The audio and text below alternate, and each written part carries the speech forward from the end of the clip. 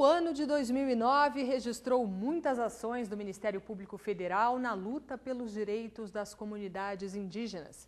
Uma das principais áreas de atuação foi a garantia da demarcação de terras, como foi o caso da reserva indígena Raposa Serra do Sol.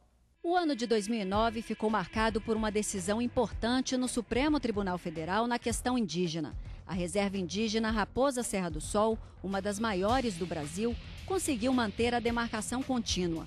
Os produtores tentaram no Supremo um modelo em que eles pudessem permanecer na área. Em parecer, o Ministério Público Federal foi favorável à manutenção da reserva, conforme a demarcação original. A decisão beneficiou cerca de 19 mil índios de 5 etnias, que vão ocupar uma área de 1.700.000 hectares, localizada em Roraima, na fronteira com a Venezuela e a Guiana. O título da terra é uma das grandes dificuldades enfrentadas por comunidades indígenas no país. Nos municípios de Caucaia e São Gonçalo do Amarante, desde 2002, 800 famílias indígenas da etnia Anassé lutam pela demarcação de suas terras. Sem ter ainda o direito garantido, a comunidade se vê ameaçada por uma decisão do governo do Ceará, que pretende instalar na área uma refinaria e uma siderúrgica, que vão ampliar o complexo industrial Porto Pecém. A população Anassé hoje está sofrendo uma grande ameaça de ser despejada, assim dizendo. Muitos parentes nossos, que é a nossa história viva, que são os nossos idosos, alguns já adoeceram, se hospitalizaram, porque não resistiram à chegada dessa desapropriação. O MPF enviou recomendação ao governo do Ceará com pedido de suspensão do processo de desapropriação. O Estado alegou que não há indícios da tradicionalidade indígena do grupo. Como a recomendação não foi atendida, o Ministério Público Federal ajuizou uma ação civil pública para garantir os direitos dos anassés. Em dezembro, o Tribunal Regional Federal da Terceira Região decidiu que índios terenas poderão permanecer na área demarcada pela Fundação Nacional do Índio, como terra indígena Cachoeirinha. A ordem suspendeu os efeitos de decisão judicial anterior, que devolvia a posse de uma fazenda em Miranda, interior do Mato Grosso do Sul, aos antigos proprietários. O recurso ao Tribunal Regional Federal foi apresentado pelo MPF. A Constituição garante aos índios o direito ao ensino fundamental na língua materna, por meio de processos de aprendizado próprios, além de tratamento médico de acordo com as suas tradições.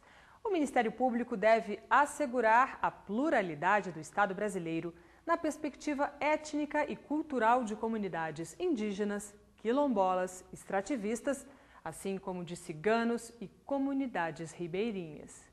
Em Rondônia, o Ministério Público Federal encontrou falhas no sistema educacional dos indígenas. O número de escolas e professores é insuficiente para atender a todas as 56 etnias espalhadas pelos mais de 230 mil quilômetros quadrados de território. Em busca de uma solução, o Ministério Público Federal organizou um debate com a participação de lideranças indígenas, representantes da Secretaria de Educação do Estado e de órgãos federais. A educação indígena aqui no estado de Rondônia ainda está longe do ideal. O número de escolas indígenas é menor do que o necessário, o número de professores ainda é pequeno e, na maioria das vezes, o professor acaba atuando não apenas como docente, mas também como merendeiro, zelador, o que prejudica o ensino. Do encontro foi tirada uma decisão: o envio à Assembleia Legislativa de um projeto que propõe a realização de concurso público para professores, merendeiro e zelador. Representantes indígenas e da Secretaria de Educação trabalham ainda na conclusão do texto do projeto.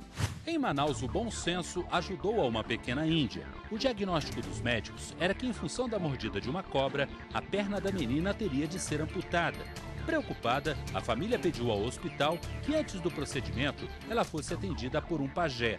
A primeira resposta foi negativa, mas com intermediação do Ministério Público Federal no Amazonas, a direção do hospital autorizou a visita. Depois do encontro do pajé com a menina e com a continuidade do tratamento da medicina tradicional, a amputação acabou descartada para alívio de todos. Não é possível fazer nenhuma afirmação com relação ao resultado, mas o certo é que os índios precisam ter suas tradições e direitos preservados. É o que foi discutido em uma audiência pública promovida pelo MPF em Manaus. A sociedade, infelizmente, ela ainda não tem essa consciência de respeitar a diferença, de respeitar o outro e de respeitar a cultura indígena.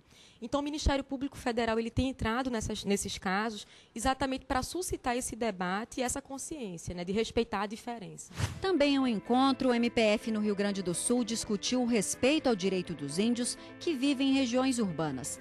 Nas cidades, eles acabam vítimas de discriminação.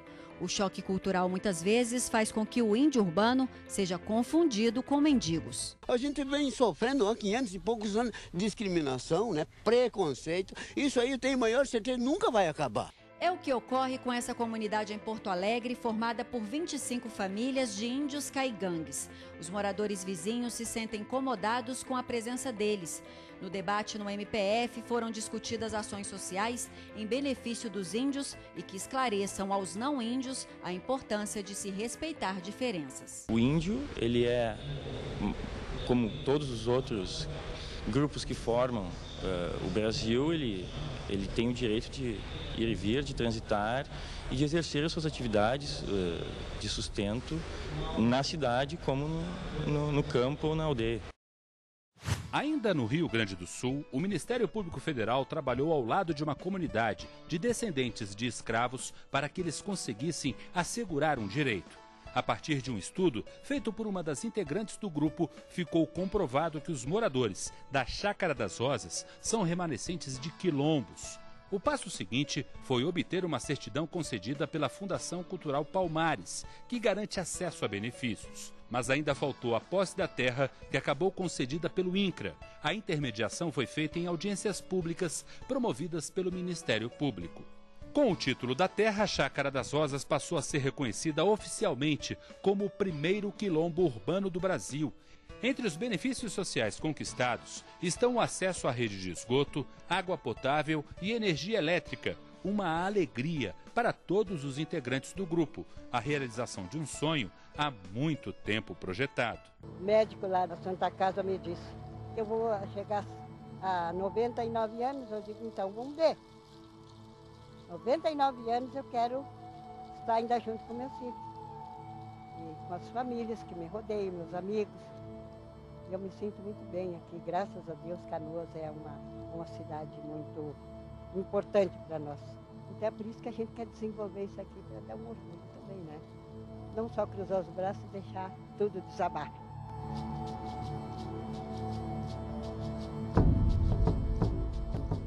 Termina aqui a retrospectiva que trouxe para você os principais fatos que envolveram o Ministério Público Federal em 2009. O desejo de nossa equipe é que 2010 seja um ano repleto de conquistas e avanços em relação à defesa dos direitos do cidadão.